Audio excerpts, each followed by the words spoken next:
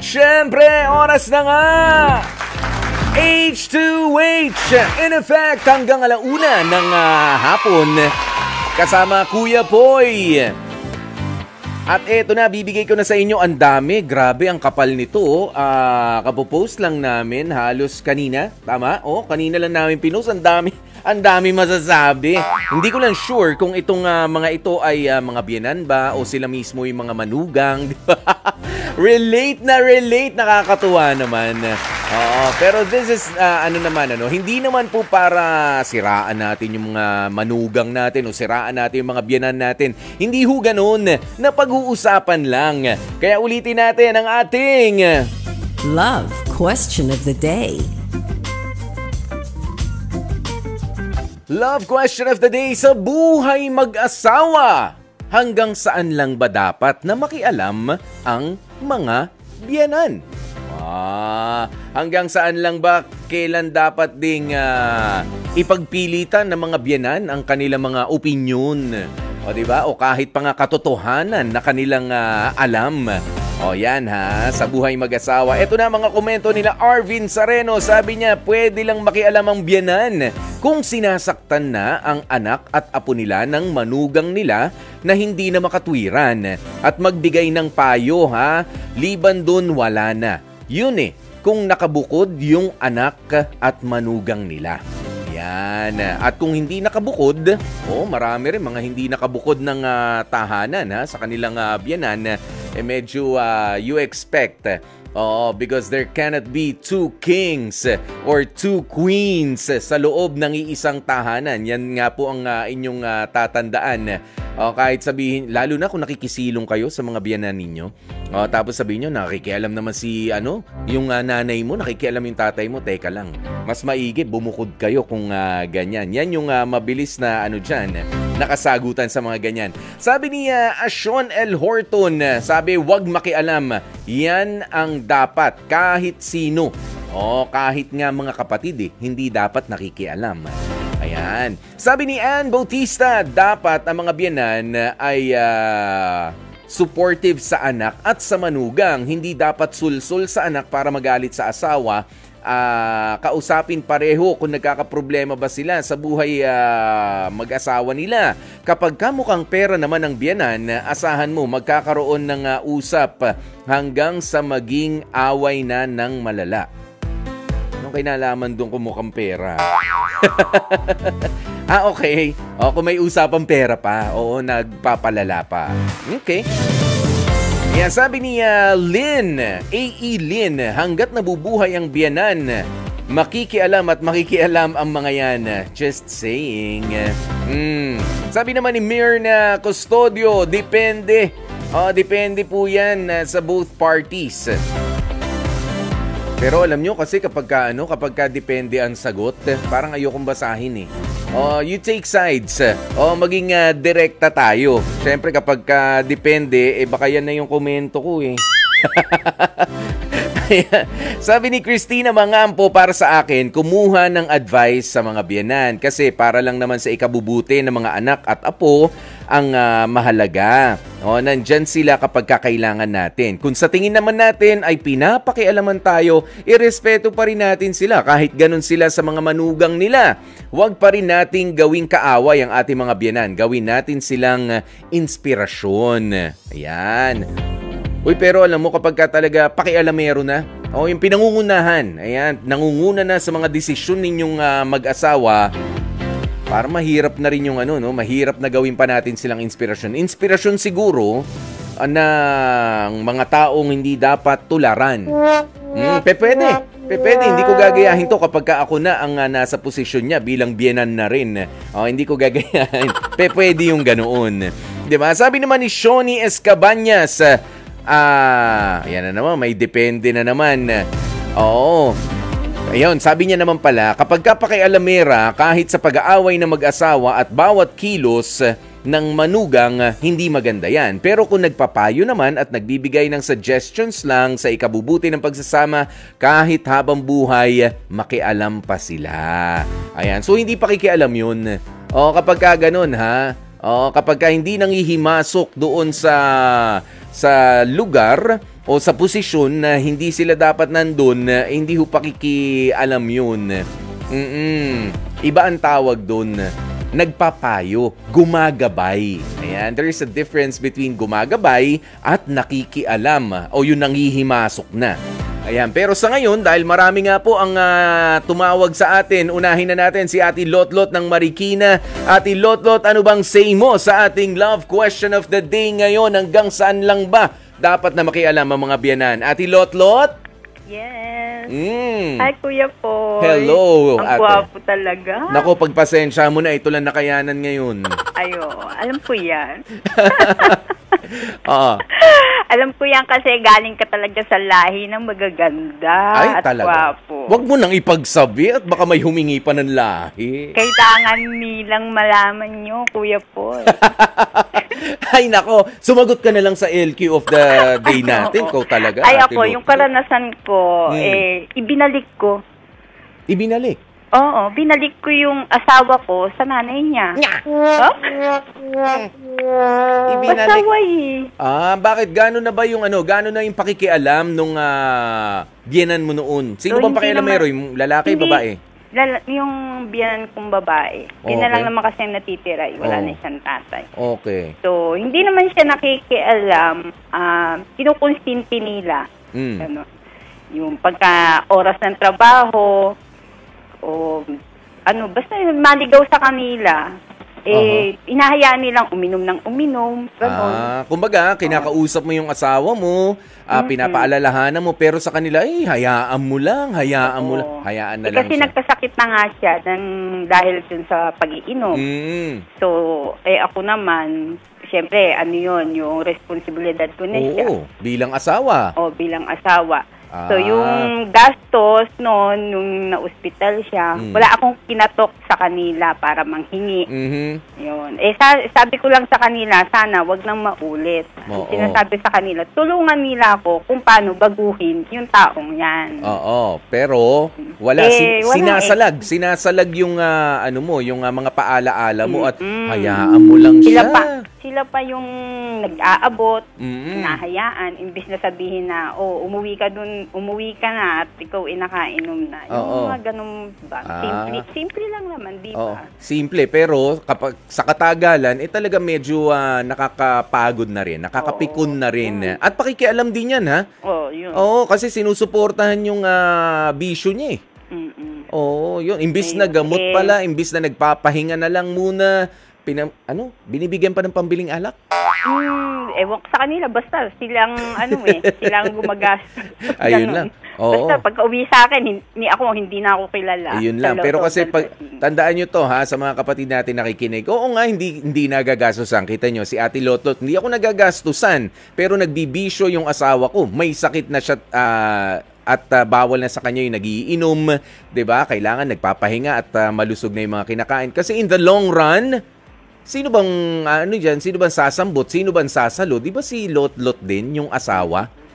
'Di ba Ate Lotto? Ikaw rin sasalo kaya dapat makipagtulungan din. Kaya kinausap ko na silang lahat, yung mga simula sa mga pinsan, mga tiyuhe na ang pakiusap ko lang sa inyo, tulungan nyo ko para magbago. Kasi natutuwa sila na nakapag-asawa May edad na rin kasi kami Correct. Diba? Pero ayun, nagbago naman yata, lumala lalo, 'di ba? Ayun.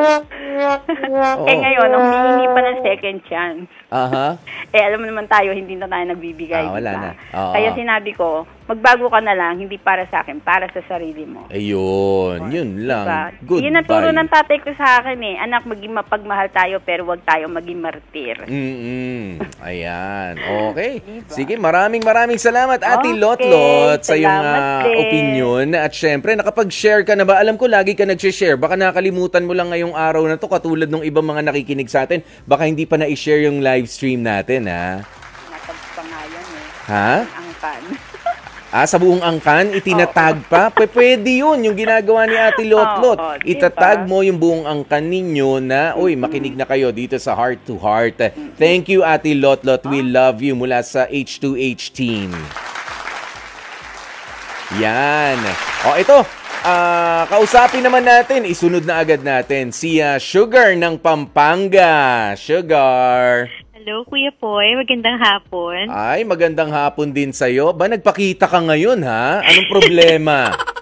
Wala namang problema, Kuya Poy. Kuya Poy, hanggang saan dapat makialam?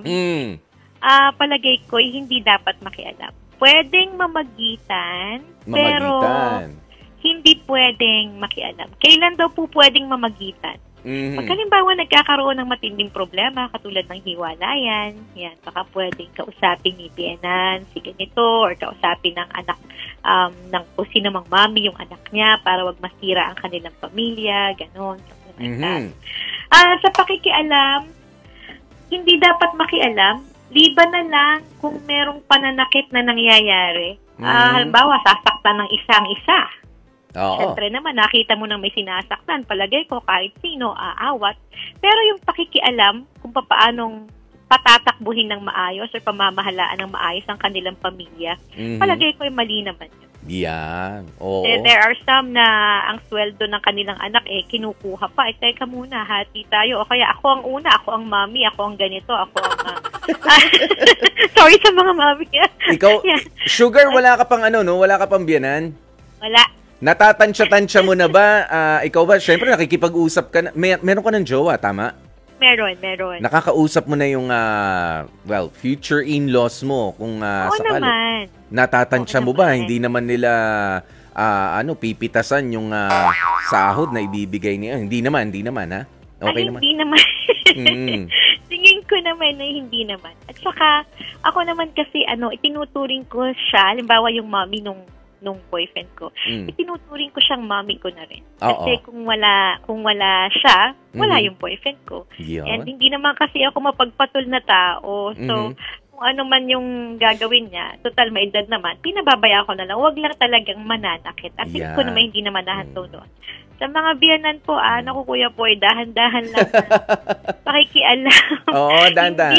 Yes, oo. Hindi na kayo dapat makialam, liban na lang sa isang sitwasyon. Sabi ko nga sa inyo, sa isang malalang sitwasyon, hindi mapamamahalaan or hindi matututuhang patakbuhin ng maayos ng kanilang mga anak, ang kanilang pamilya. Kung lagi na lang silang makikialam. Yan, oo. Sige na po yan. Maraming salamat sa mga sinabi mong yan, Sugar. Ikaw ba nasa trabaho? Paano? Nandito po ako sa bahay at nasa trabaho rin. Nasa work from home kasi ako, Kuya Poy. Oo, siya ba yung nakita ko kanina? Si Sugar ba yun? Hindi. Okay.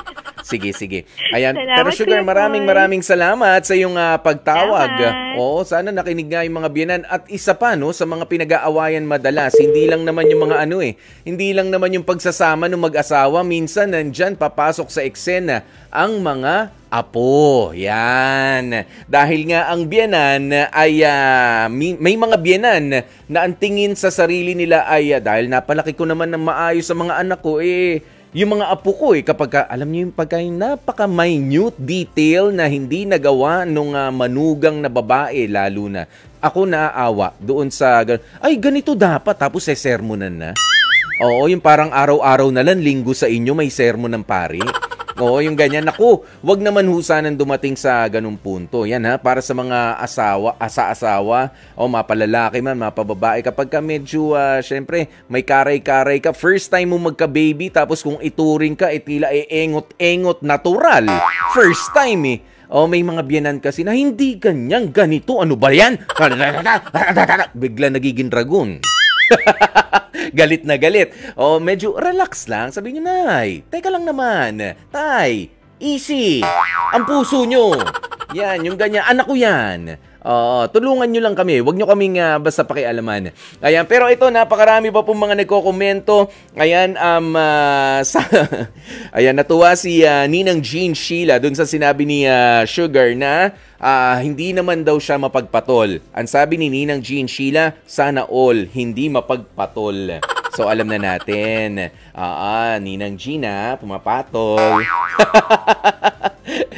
Ayan, sabi ni John Don Guarda, mabait po akong biyanan. Ayoko lang ng abusadong manugang at tamad.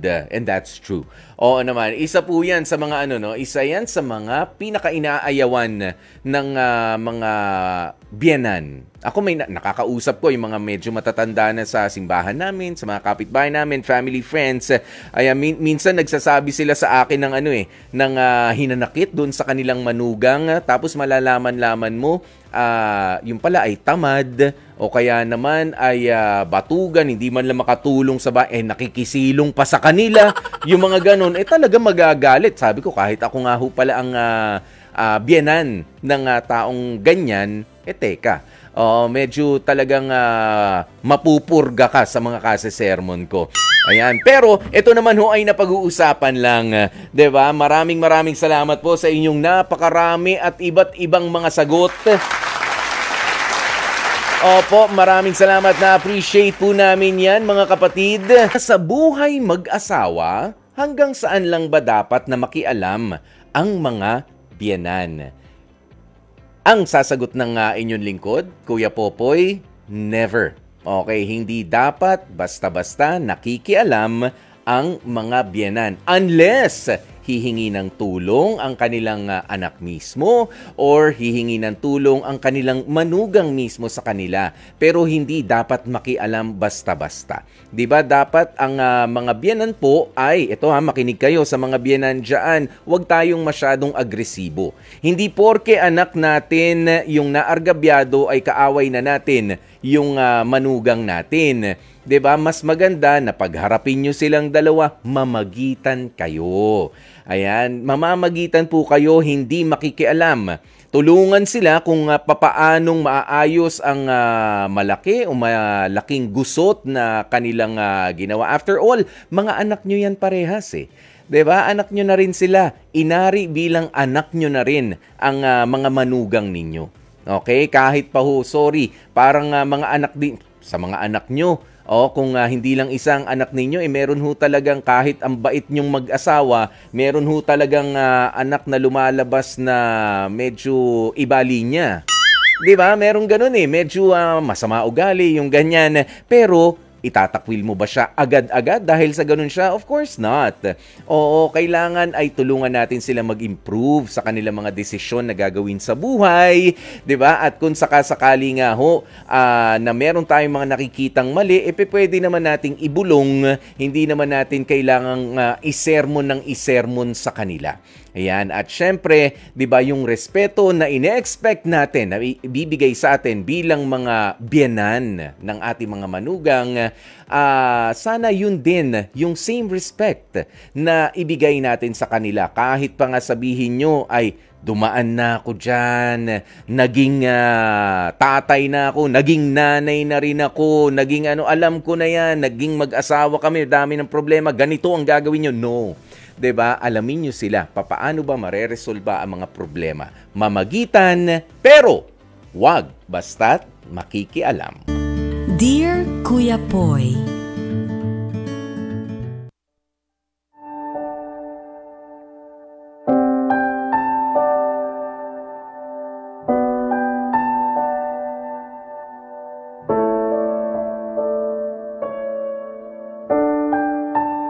Dear Kuya Poy, magandang araw sa inyo at sa maraming tagapakinig at tagapanood ng programang Heart to Heart.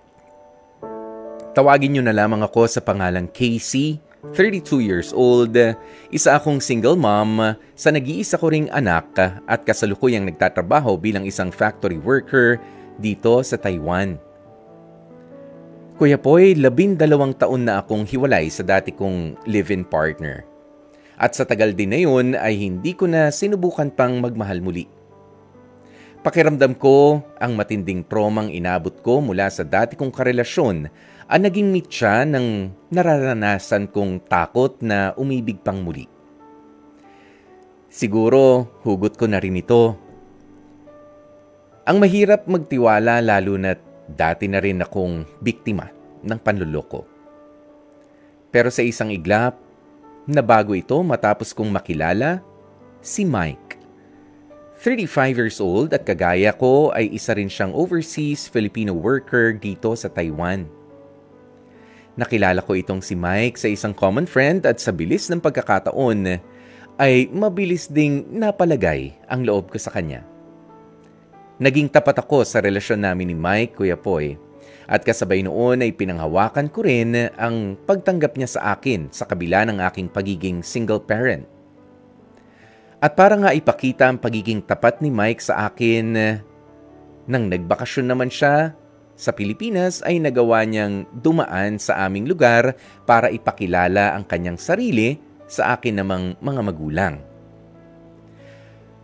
Walang mapaglagyan ang saya ko matapos ang ginawang pasabog na yon ni Mike sa aking pamilya. Pati nga mga magulang ko ay speechless.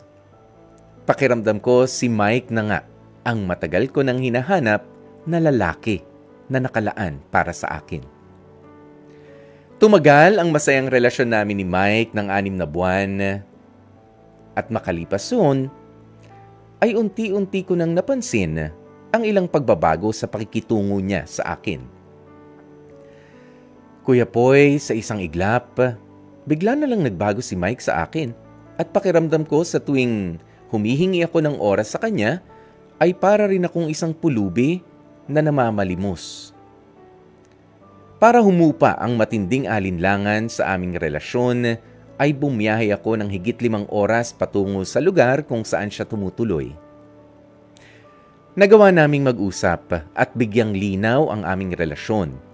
At kasabay noon ay ang pagpaplano namin para sa aming future.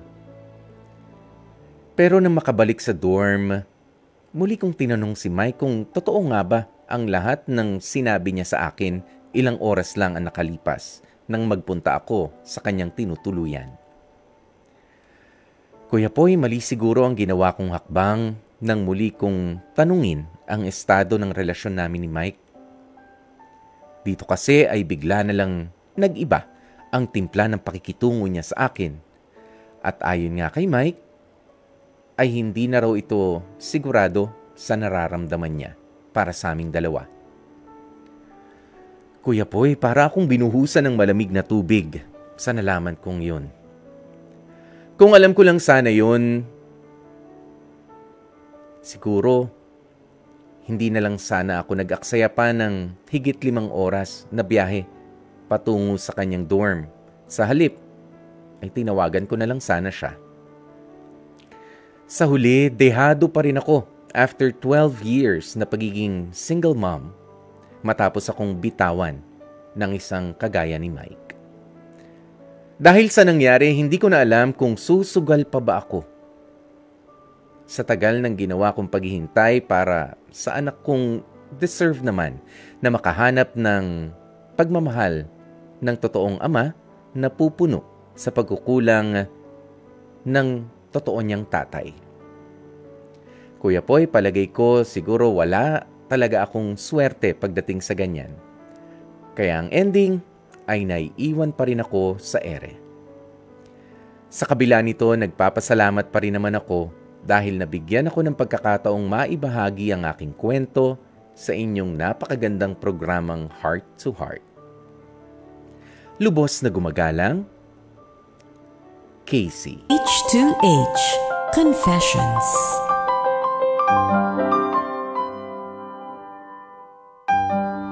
Mga kapatid, sa pagkakataon nga pong ito ay kausapin na natin ang ating letter sender mula sa Taiwan na si Casey. Casey, magandang araw sa'yo. Magandang araw po, Kuya po. Yan, at syempre nakikita nga po natin mga kapatid, si Casey online ngayon. Opo. Ayan, paano ba basahin yung mismong lugar mo dyan, Casey? Taoyuan, ganun? Taoyuan po. Taoyuan, Taiwan. Sinabi ko na lang. Oo, sinabi ko na lang Taiwan. Nabubulol ako eh. Pinapractice ko kanina eh. Ayan. Ayan. Casey, nasa trabaho ka ba o paano? Nasa bahay? Nasa dorm po. Okay, Casey, 12 years kang naghintay. Ay, hindi, sandali. 12 years old na pala yung anak mo nung makilala mo si Mike. Tama ba? Opo. Oo, kasi 12 years yung naloko ko nung tatay nung anak mo. And then, itong kay Mike, kailan lang nangyari to? ano po, nung naghiwalay po kami, August 9 po.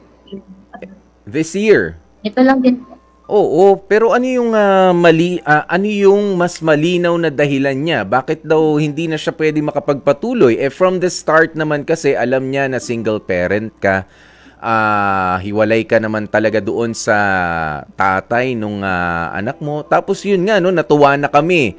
Yung mga listeners din natin, mga viewers, natuwa na doon sa eksena. May kilig na nagpakilala siya, dumaan siya sa lugar ninyo dito sa Pilipinas para magpakilala ng personal sa mga magulang mo. Ano raw talaga yung nangyari? Bakit nagbago sa isang iglap, sa isang kisap mata? Sa totoo lang po, kahit ako hindi ko rin po alam. Kasi parang iniwan niya po ko na ang daming tanong din sa isip ko. Sabi ko nga, mas okay pa na ng babae na lang. Mas okay pa na ano? Paano. Alam ko yung reason. Pero yung maiwan ka kasi sa ere na nagtatanong sa isip mo. Hindi mo alam kung ano ba yung reason. Yeah. Sinabi mo ba yan sa kanya, Casey? Hirap. Hindi ko alam kung meron na bang iba or meron natanong mo ba sa kanya yan ng kahit sa tawag na lang, meron na ba talagang iba? Just give me peace of mind. Kasi nagmahalan naman kayo for 6 months, 'di ba? You deserve yung mas malinaw na explanation bakit tayo kailangan ng maghiwalay. Meron ba siya mga hinihiling sa iyo, Casey, na hindi mo ibinibigay? Tinanong ko po siya, dati, sabi niya hindi daw niya alam kung ano yung rason. Dahil siya hindi daw niya alam kung paano ba sasabihin sa akin. Kasi hindi daw niya alam din sa sarili niya. Kaya wag ko daw sisihin yung sarili ko na ako yung may problema dahil siya daw yung may problema. Bago ba nangyari Ako daw siyang kulitin dahil hindi daw niya alam na isasagot sa akin. Casey, bago ba nangyari yung pagbabago, yung change of heart niya o yung talagang pag-deteriorate ng pagmamahal niya sa'yo, ano ba yung mga ginagawa niyo noon? Sweet naman kayo? Nagde-date ba kayo? Nagkikita kayo? Dahil po, malayo po yung lugar niya. Parang, consider po namin yung relationship namin as LDR din naman po. Pero, hindi rin yun ang 24 rason. hours, almost ganun yung video call namin eh. Oo. Kaya, nung nagbago, ramdam ko man po talaga. Hindi na siya sumasagot. Hindi na siya available madalas. Ganon. Although nag-a-update po, kumain ako, kakain ako, papasok na ako, ganon. Sobrang layo. Bago pa lang po. Oo, sobrang hindi na kasing mabulaklak yung mga sinasabi. Napaka straight to the point na lang, ano? O, ganun na lang. Kaya mapapansin naman ho yan ng isa talagang tao na nagmamahal. So definitely, since August, ay tinuldukan nyo na yung sino ba ang tumapos sa inyong relationship, Casey? Ikaw ba o siya? Parang mutual decision na lang po. Kasi sabi ko sa kanya nung sinabi niya sa akin na parang hindi na niya ako mahal. Sabi ko sa kanya, hindi kaya ng konsensya ko na ikulong siya sa isang relasyon na alam ko na wala nang pagmamahal sa akin. Parang gusto kong maging malaya siya. Gusto ko na okay. Makahanap siya ng babaeng mamahalin niya. Okay, Casey, sinabi niya talaga yon na hindi kanya na mahal. Tama ba? Lumabas sa bibig niya yon. Okay. Huwag ka sana masasaktan sa sasabihin ko sa iyo, Casey, dahil kung ano man yung tinatanong mo, kung ano man yung itinatanong mo sa kanya, ano ba yung kulang, ano ba yung naging sobra, ano ba yung hindi mo nagustuhan, it doesn't matter anymore. kung nanggaling na pala mismo sa bibig niya nung magkaharap kayo at sinabi niya na hindi ka niya na mahal, that's the main reason. That's reason enough para i-let go mo na siya ng bukas sa puso mo. Okay? Ayan, masakit man tanggapin yan, Casey, pero you have to, you have to feel the pain sometimes. At salamat, sana maluwag mong tanggapin na ako yung magpapaliwanag sa'yo. Salamat sa pagtitiwala, no? Na pagka sinabi talaga sa'yo ng tao, hindi ka na mahal, wala nang eksplanasyon. Saan ba? Hindi mo na ako mahal dahil hindi ako masarap magluto o dahil ba sa long distance relationship ang meron tayo? No. The main reason na hindi na kita mahal, kung sinabi niya na yun sa'yo ng harap-harapan, that's it. Tapos na. Hindi ka niya na mahal.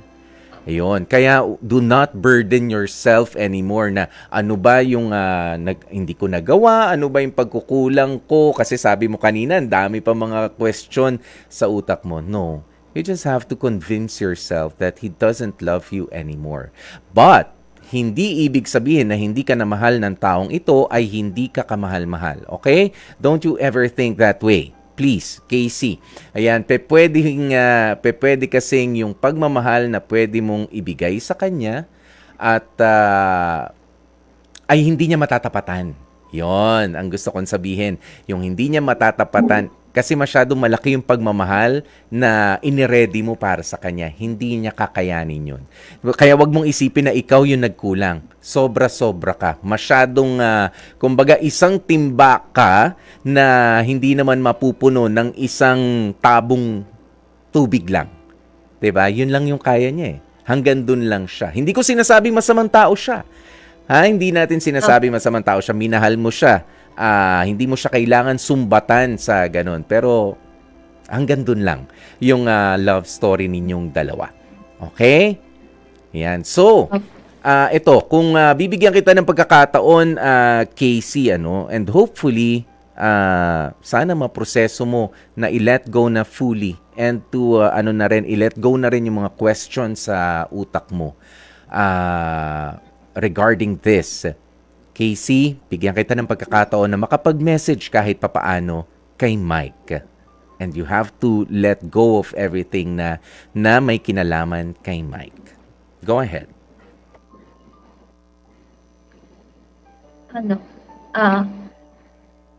Salamat kasi sa maikling panahon na binahagi mo yung buhay mo sa akin. Naranasan ko na tanggapin kahit na ganito yung nangyari sa relasyon natin. Patuloy pa rin kita isasama sa panalangin ko na nawa makahanap ka ng babae na mamahal habang buhay. Yun lang po. Po. Yan, at Casey, ito ang mas mahalagang mensahe na gusto kong marinig mula sa'yo para ipaalala sa'yo at mabuhayan ka ng pag-asa. Yung anak mo, anong pangalan ng anak mo, Casey? Gab po. Ayan, si Gab. Bigyan mo ng message si Gab. 'Di ba? Bigyan mo siya ng assurance na mananatiling malakas at inspired ang mami niya. 'Di ba? Na magpatuloy sa buhay at maging positibo sa kinabukasan. Dahil kay Gab, i-remind kita, si Gab talaga ang numero 1 inspirasyon mo. Ayan. At yung kay Mike, medyo secondary, tertiary lang yan. Ayan, you have Gab. You have your kid, 'di ba? Para mag-focus ka. Ano naman ang message mo naman para sa kanya? Ilang taon na si Gab ngayon? Po? Ilang taon na si Gab? 12? 13? Message ko po sa anak ko po. Yes, oo. Sorry. Kasi hindi ito yung pinapangarap ko na pamilya para sa kanila.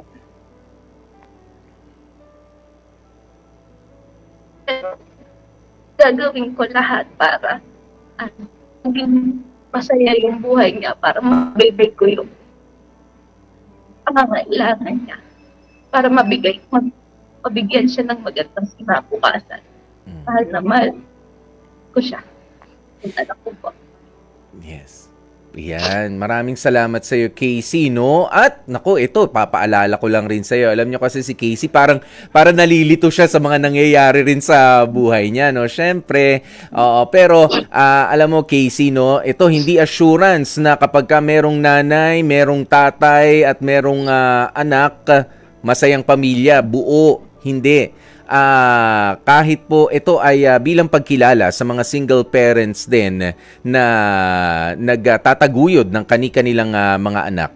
Alam mo, marami akong mga single parents na katulad mo, Casey, na hindi naman sila galit na o ayaw na magkaroon pa ng karelasyon, pero sabi nga nila, ang pinakaregalong maibibigay namin sa aming mga anak ay yung magkaroon sila ng peace of mind at yung maging malusog kami at makapagpatuloy sa pagtataguyod sa kanila kahit pa nga nag-iisa lang kami o kami lang dalawa nung anak ko. It doesn't really matter kung meron kaming kapartner, merong katuwang. Well, kung mabiyayaan tayo ng katuwang na maayos at maganda rin ang pakikitungo sa ating mga anak, mas maganda. Pero yun talaga ang target nila, 'di ba? Hindi na yung dahil ang isang buong pamilya binubuo mo sa utak mo bilang may picture na may tatay, may nanay. Do not limit yourself doon. Kailangan masaya ka, kailangan you feel whole. Casey, kailangan ikaw ay malusog din. Yan, hindi lamang sa pangangatawan, malusog din ang iyong isipan. Okay? Kailangan emotionally stable ka rin dahil sa iyo kumukuha ng lakas ang anak mong si Gab. Okay? Opo. Yan, Casey, maraming salamat. Salamat po. Sana nakatulong naman sa iyo ang programang Heart to Heart. Nakatulong ba kami? Yes po. Salamat po. Ayan, maraming salamat. Mag-iingat ka dyan sa Taiwan. Maraming salamat po. God bless po. Yeah, God bless you too, Casey. At sana nga sa pamamagitan ng ating pag-uusap na yan ay gumaan-gaan ang iyong pakiramdam. Katulad po ni Casey, mga kapatid, ay welcome na welcome din ang inyong mga kwento dito sa ating programang H2H. I-send lamang po yan dito sa aming email. Okay? dearkuyapoy@gmail.com. Ayan, dearkuyapoy@gmail.com.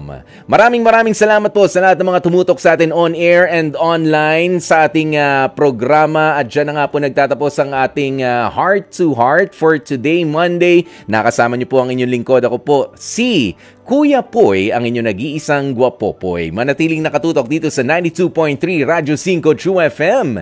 Dito tayo sa totoo.